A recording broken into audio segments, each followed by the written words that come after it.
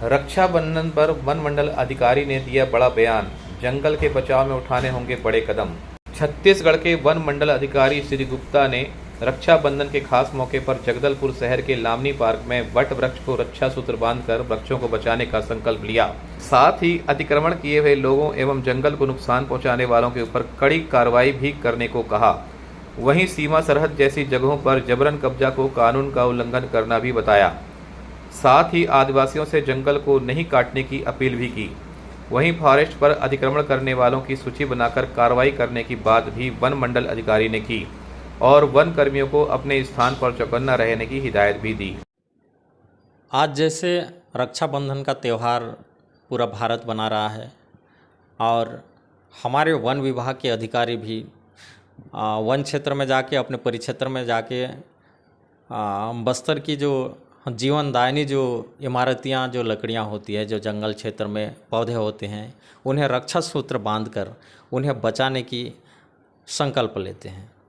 आपको बता दें कि हमारे बीच में अभी बस्तर जिले के वन मंडल अधिकारी गुप्ता जी मौजूद हैं। इनका हमारे चैनल में स्वागत भी है और इनसे पूछ लेते हैं कि आज का कार्यक्रम कैसा था और बस्तर के जंगल के रखरखाव को बेहतर बनाने के लिए क्या कुछ सोचते हैं। जी, आपका बहुत बहुत धन्यवाद। आज रक्षाबंधन के इस पावन पर्व पर हमने बस्तर वन मंडल के सारे जो संयुक्त वन प्रबंधन समितियां हैं, उनके माध्यम से जो हमारे आदिवासी भाई बहन जुड़े हुए हैं, उनको वृक्षों की रक्षा का संदेश देने के उद्देश्य से पेड़ों में हमने रक्षा सूत्र बांधने का कार्यक्रम किया है, ताकि एक संदेश गांव-गांव में फैले कि ये जो हमारी संपत्ति है, जो जल जंगल ज़मीन जो आदिवासी संस्कृति से जुड़ा हुआ है, उनके जीवन से जुड़ा हुआ है, उसको बचाना जो है कितना आवश्यक है।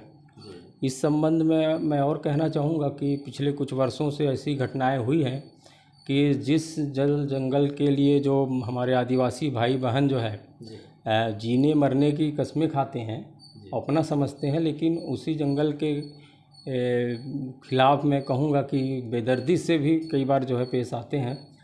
कई गांव में जो सीमा विवाद हुआ है, उसके कारण बड़े संख्या में पेड़ों की कटाई हुई है, जिसको देख के तो मुझे बहुत दुख होता है।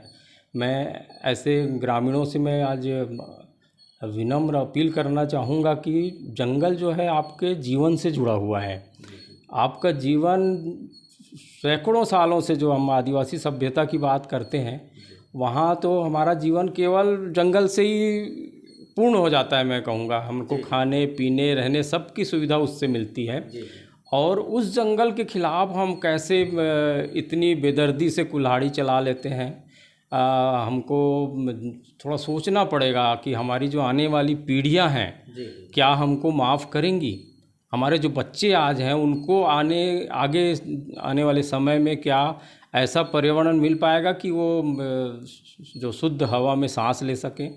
क्या कहीं वो हमारी आज की जनरेशन को कहीं वो कोसेंगे तो नहीं कि उन्होंने हमारे हिस्से का जंगल को काट दिया।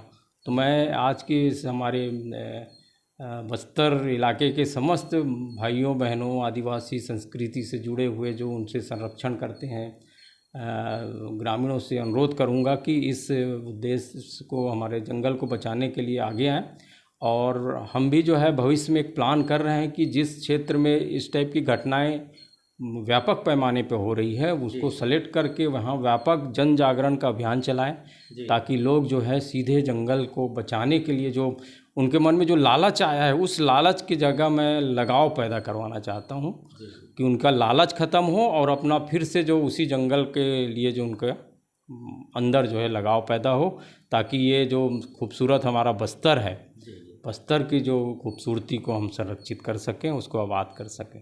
जी, बिल्कुल सर। जिस तरह से सर का एक वक्तव्य सुन रहा था मैं कि बस्तर के जो जंगल हैं कितने अहम हैं, और यदि इस तरह की कहीं कहीं सोशल मीडिया के जरिए जो दिखाई देती है कि कहीं जंगल कट रहा है, कटा हुआ है, अगर ऐसा स्थिति निर्मित रही तो फिर बस्तर में जंगल के बारे में एक कहानी बन जाएगा। फिर हम एक कहानी के रूप में देखेंगे कि बस्तर में जो जंगल था कितना घना था, कितना अहम था।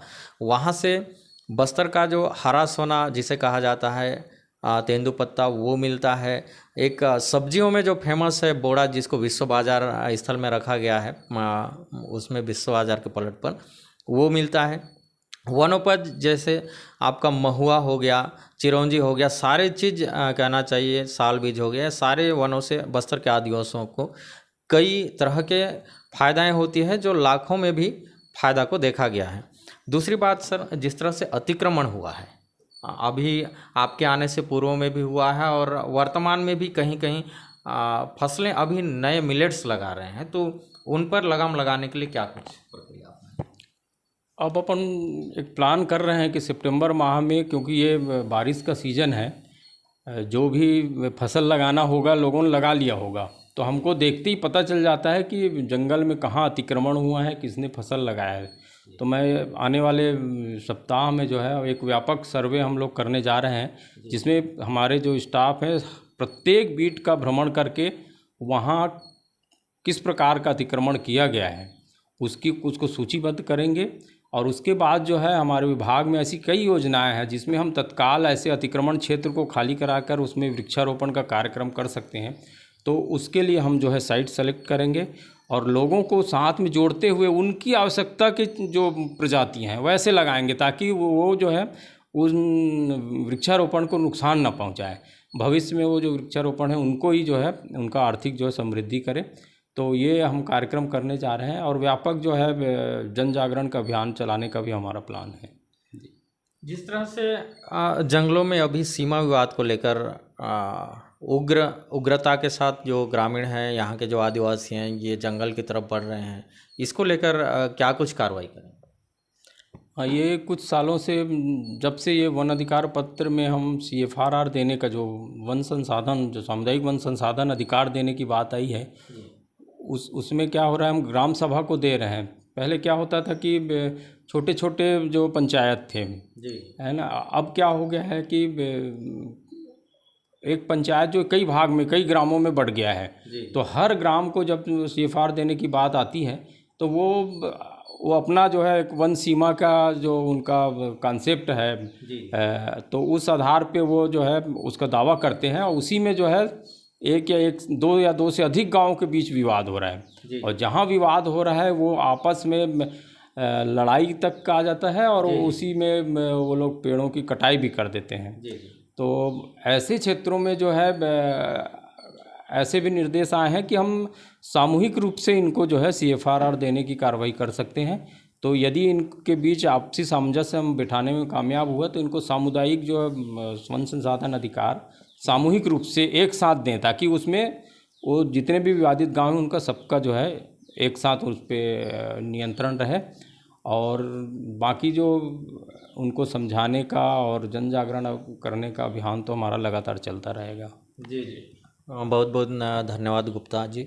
आपने जिस तरह से बस्तर के आदिवासियों एवं सुदूर अंचल में निवासरत लोगों को जिस तरह से जंगल को बचाने के सिलसिले में जो हमारे चैनल के माध्यम से बातचीत रखा, निश्चित रूप से जिस तरह से अभी गुप्ता जी का जो प्लान है वन मंडल अधिकारी का, बिल्कुल बस्तर के वनों को फिर से उसी तरह से देखा जा सकता है इनके प्लान के अनुसार जिस तरह से पहले देखा जाता था। और हरा भरा जंगल का सपना वन मंडल अधिकारी जी के मस्तिष्क में है, अभी ध्यान में है।